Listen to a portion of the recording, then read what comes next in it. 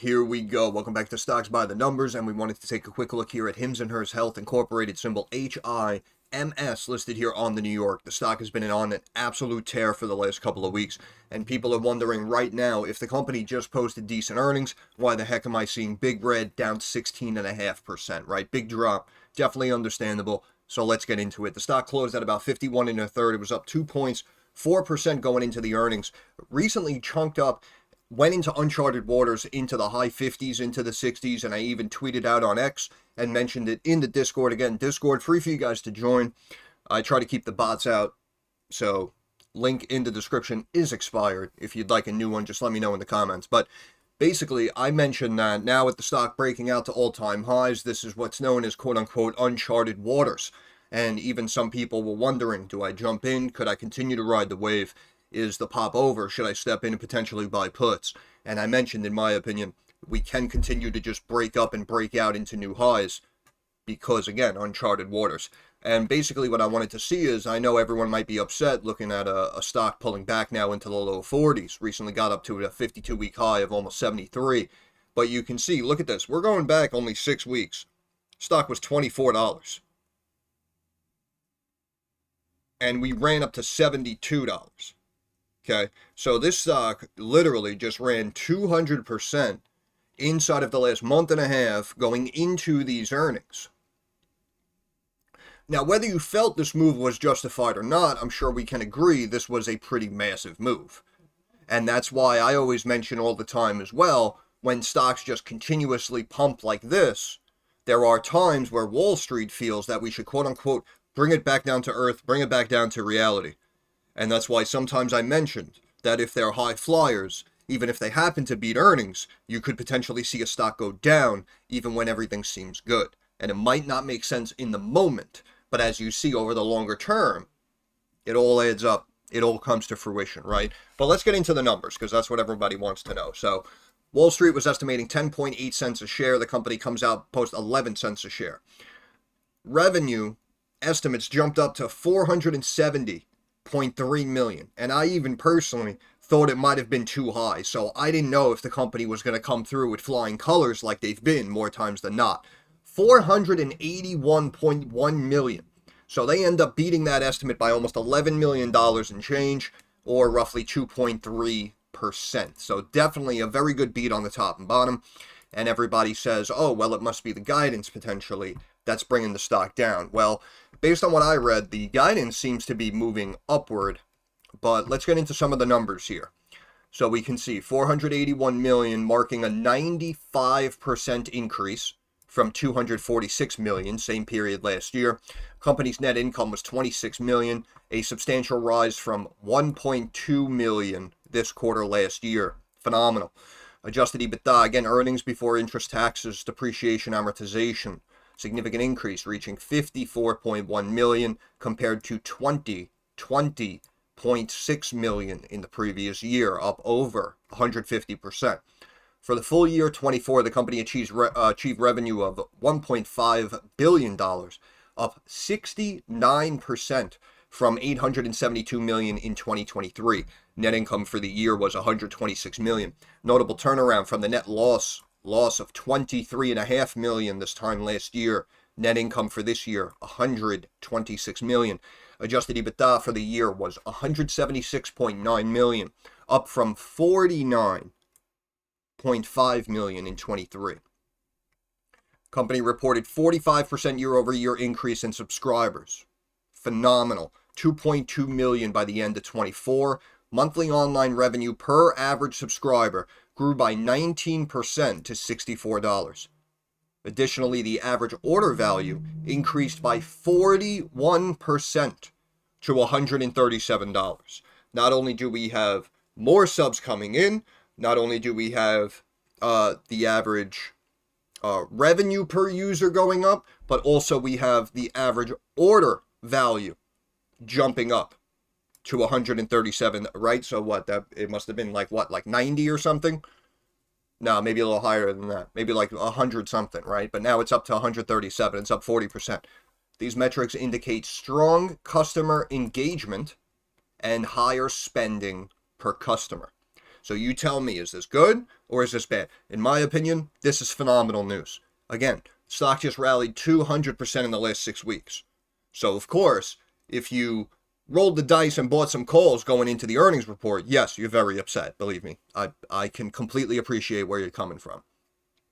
On the flip side, if you're a long-term holder, if you got into this one at like 15, 28, 35, and you're still up, even though it's down here in the 40s, in my opinion, this is good news, right? This is what you want to see.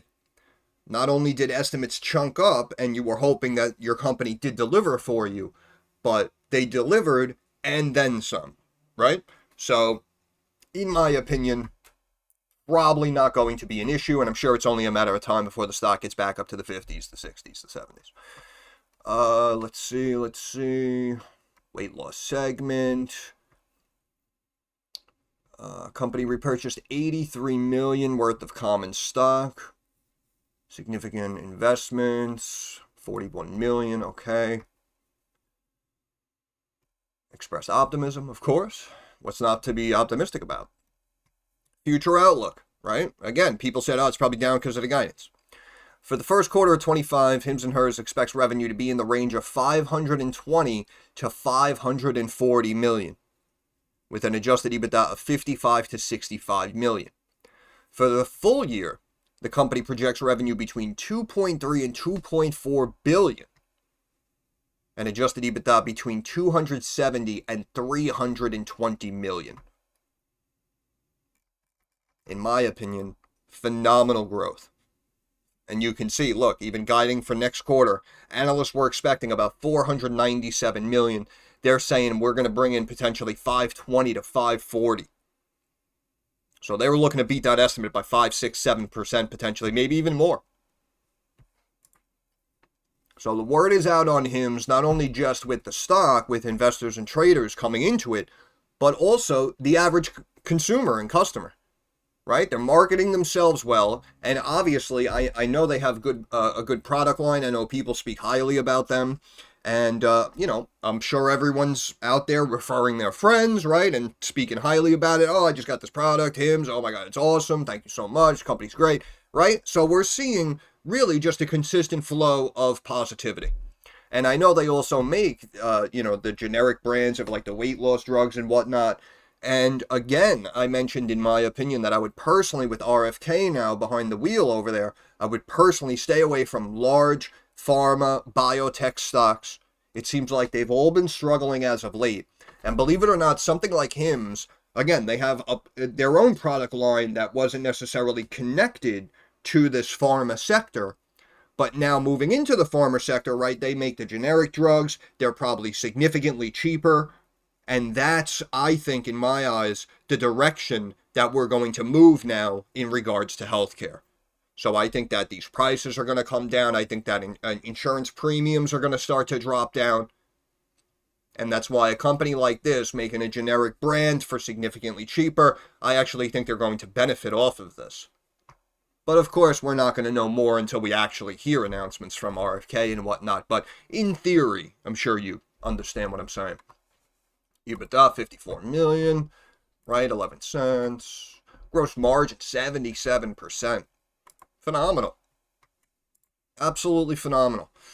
Revenue surges on boost from weight loss treatments. Revenue surged as demand for weight loss treatments took off throughout the year amid a competitor supply shortage. The telehealth consultation platform recorded net income $25 million, up from $1 million. Again, really good growth there. Revenue up huge. Revenue from its GLP-1 offering increased 43% to $1.2 billion in 24 from a year earlier.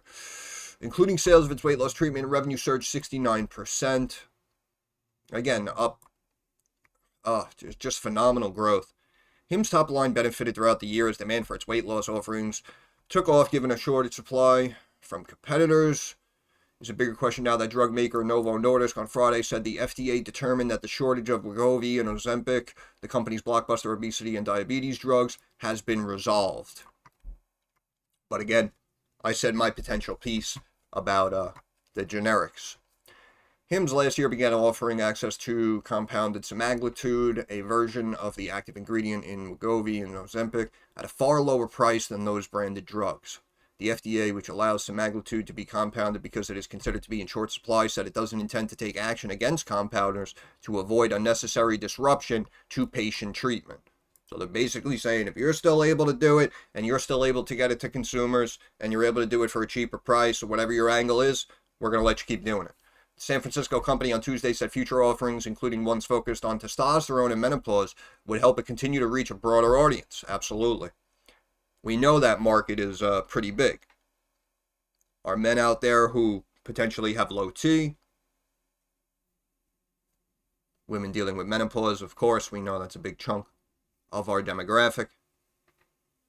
So that's why I feel if they're slowly going to enter, like each little health issue market, if you will, then in my eyes, we're just slowly going to be on the up and up, and we're going to potentially turn around inside of the next 1 to 2 years, and instead of 400 or 500 million, we're going to be doing 1.4 billion, 1.5 billion. Just my opinion. For the record, I do not have a position in HIMS. Treatments in its portfolio focus on sexual health, hair loss, mental health. Forecast up huge. And even looking for 2025, analysts were expecting 2.09 billion, and the company said we're looking for 2.3 to 2.4 billion. So this is coming in above previous estimates from analysts for fiscal year 25, roughly 15% above what they were originally forecasting. That is massive. So potentially, in my eyes, maybe people were too excited, right? And we just started piling into the stock, and as I said, we technically did rally a couple of 100% just over the last month and a half.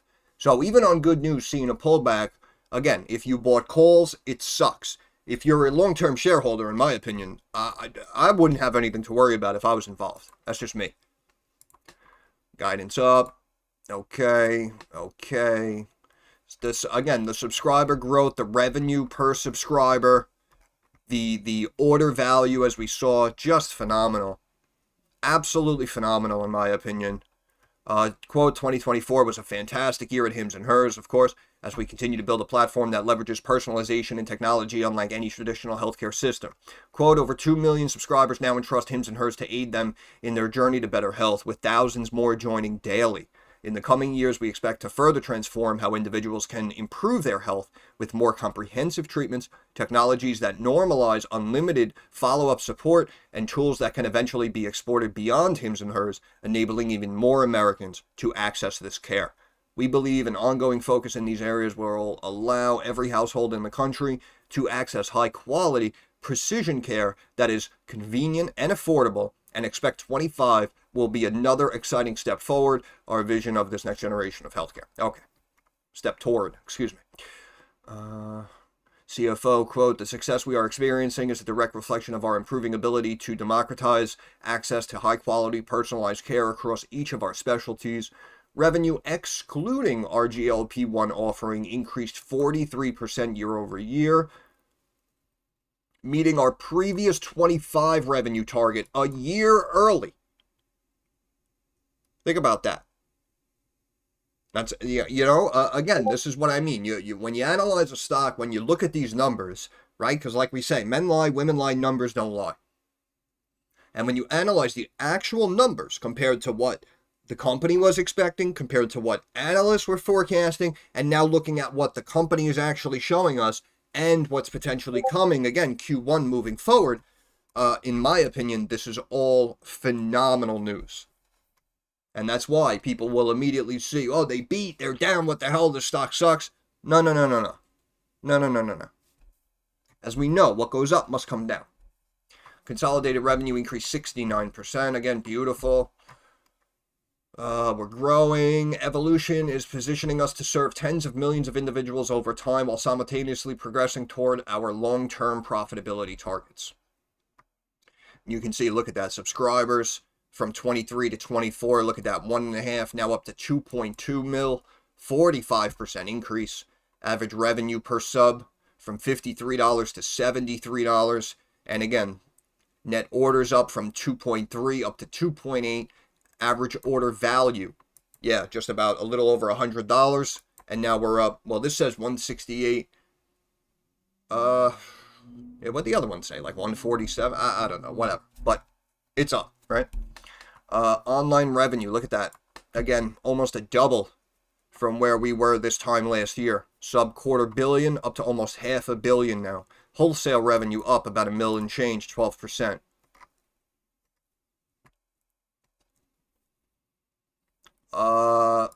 Again, the margin, it says the margin dropped here. Let me tell you something. In my opinion, based on what I am reading and based on the growth that I am seeing in this business, the fact that if this is the highlighted negative that's bringing the stock down, in my opinion, you may want to start buying like an animal. That is just me, though. That is just me. Just my opinion. Gross margin, technically, it's showing this time last year 83%. Now it's at 77%. But again, we saw the number growth, right? So that's why something like this, in my opinion, really means absolutely nothing. I mean, listen, it means something, right? But it doesn't really mean anything. That's the way I'm looking at it. Okay, we're reading. Operating activities, 86 million compared to 22 million. See, that's what I mean. Certain figures like this are up several 100%. And if you want to bash the company because gross margin's down, 5-6 points, I mean,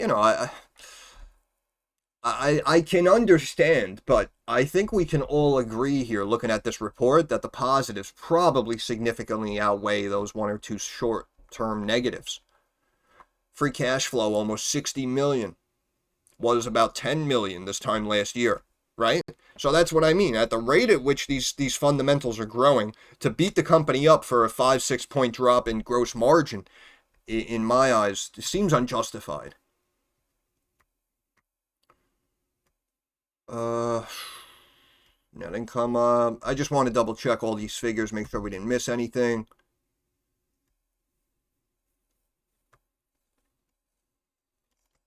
Okay. Yep, guidance up.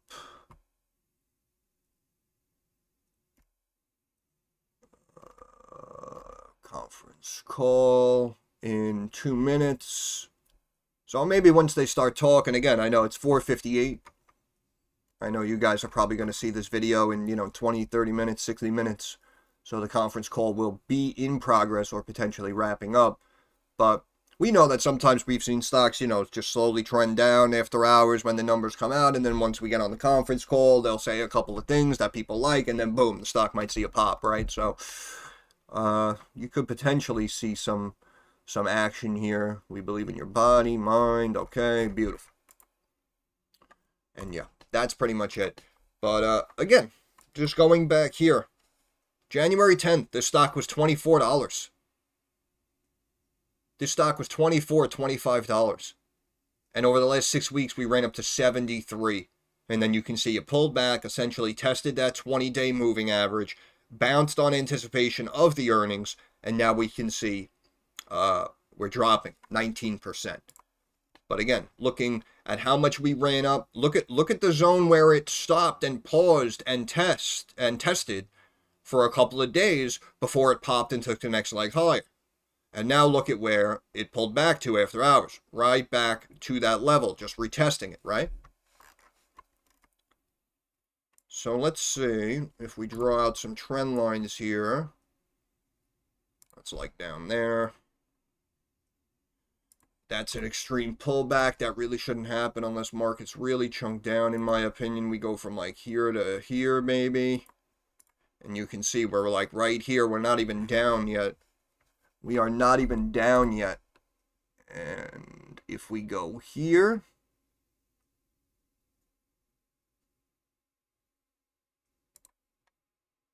that would be, yeah, maybe to the body of that candle.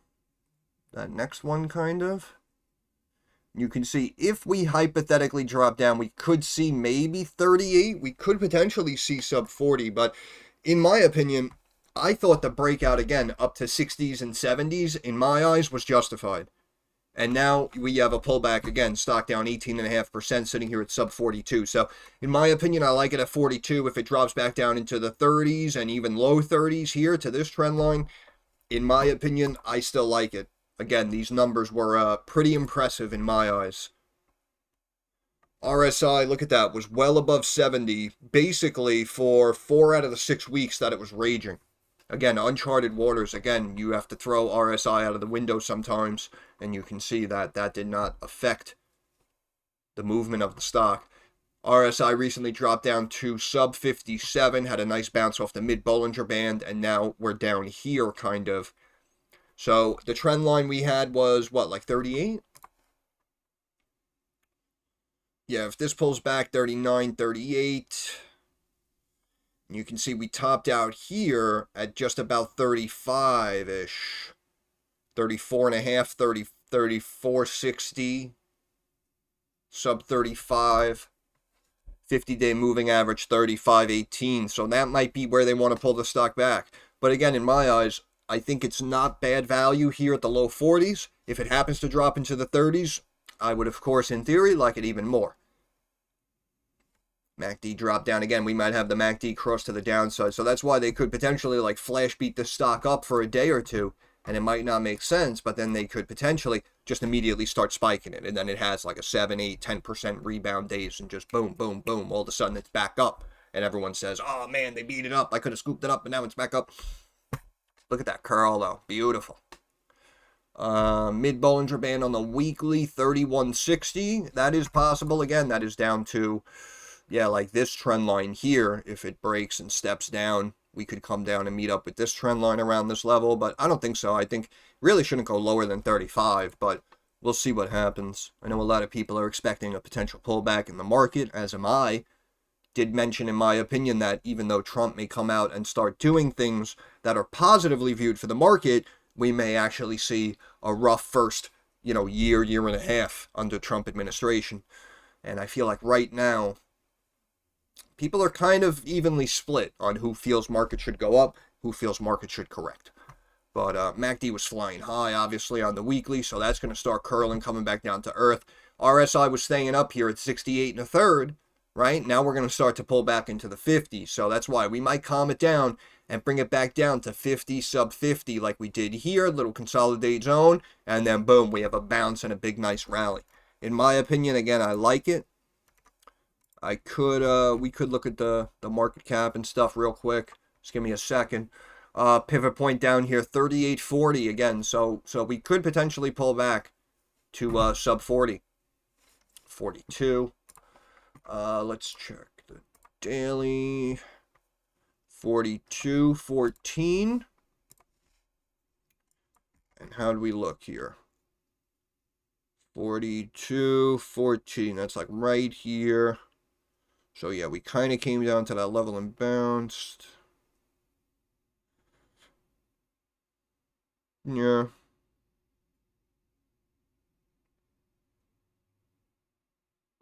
The question is it wedging or is it going to stay down, right? That's the real question here. Technically starting to move higher above this resistance level we just drew out. And again, we saw the conference call start at around 5. I usually don't listen to them, unfortunately. I know some of you may not like to hear that, but I'm always honest. Again, what people say, perfect example, look at STEM, right? What the company says, what the CEO plans to do, that's irrelevant. We know that. That's irrelevant. So, prove it to me on the numbers. And then we'll say whether we like or dislike your stock. But, yeah, 42.14 pivot point on the daily. Stock looks like it's kind of holding and bouncing around that level. So, only more time will tell. But the numbers here, again, they're expecting, $2.5 billion, basically.